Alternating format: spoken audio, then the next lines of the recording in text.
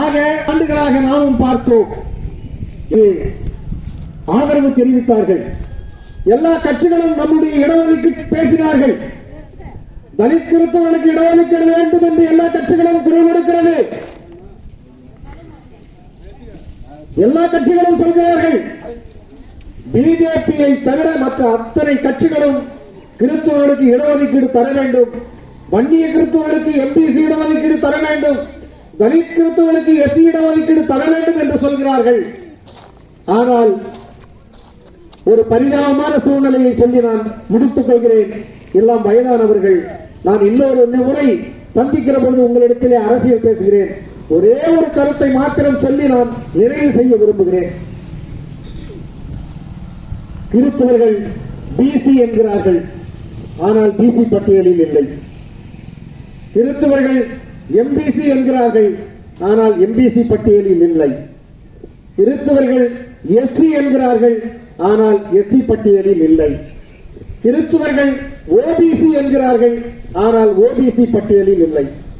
எல்லா பட்டியலிலும் கிறிஸ்தவர்கள் இருக்கிறார்கள், ஆனால் எந்த பட்டியலிலும் கிறிஸ்தவர்கள் இல்லை. இதை ஏன் சமூக நீதி பேசிய கட்சிகள் பேசவில்லை? இதை ஏன் பேராயர்கள் பேசவில்லை? இதை ஏன் ஆயர்கள் பேசவில்லை? இதை ஏன் குருக்கள் பேசவில்லை என்பதுதான் நமது வருத்தம்.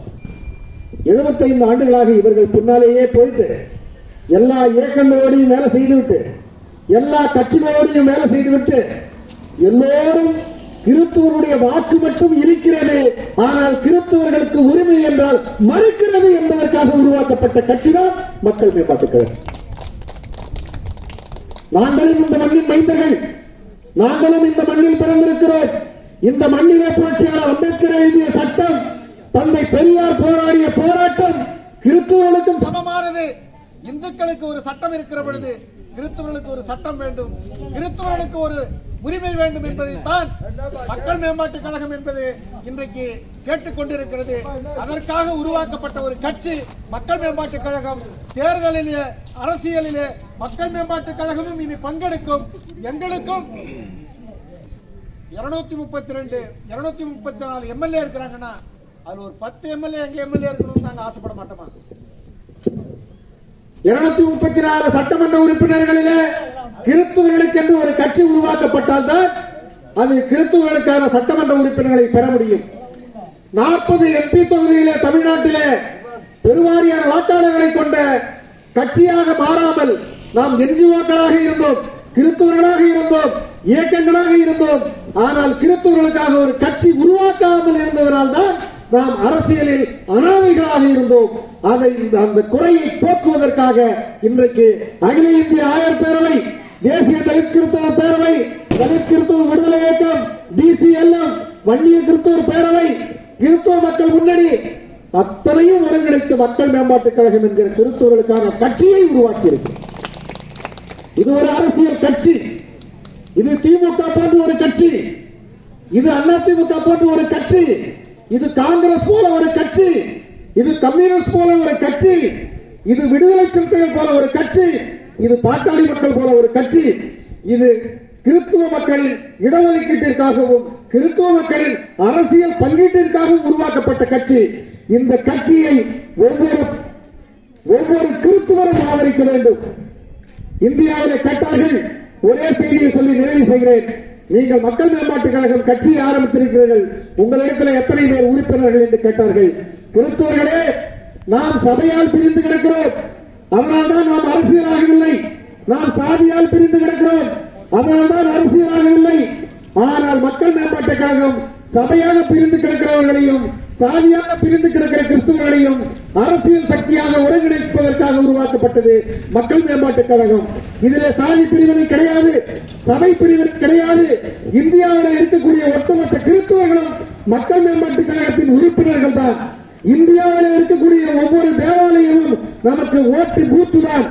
இந்தியாவில் இருக்கக்கூடிய ஒவ்வொரு குருவானவரும் நமக்கு பூத் ஏஜென்ட் தான்.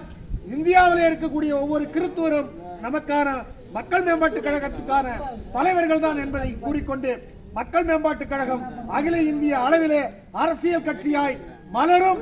அதற்கான வேலைகளை முன்னெடுப்போம். எல்லா இடங்களிலும் கிறிஸ்தவர்கள் அரசியல் சக்தியாக வர வேண்டும். இனி இயக்கம் என்று வருபவர்களையோ என்று வருபவர்களையோ பயிற்சி கொடுக்கிறோம் என்று வருபவர்களையோ நீங்கள் ஆதரிக்க வேண்டாம். காரணம் என்ன என்று சொன்னால் 75 ஆண்டுகளாக தலைமைத்துவ பயிற்சி கொடுத்த திருச்சபையால் ஒரு தலைவரை கூட உருவாக்க முடியவில்லை. ஜாதி இல்லை என்று சொல்லக்கூடிய கிறிஸ்துவத்திற்குள் இன்றைக்கு சாதி சங்கம் வைத்திருப்பது போல கமிஷன்கள் வைத்திருக்கிறோம். கமிஷன்களை கலைக்க வேண்டும், கிறிஸ்துவர்களை அரசியல் சக்தியாக்க வேண்டும்.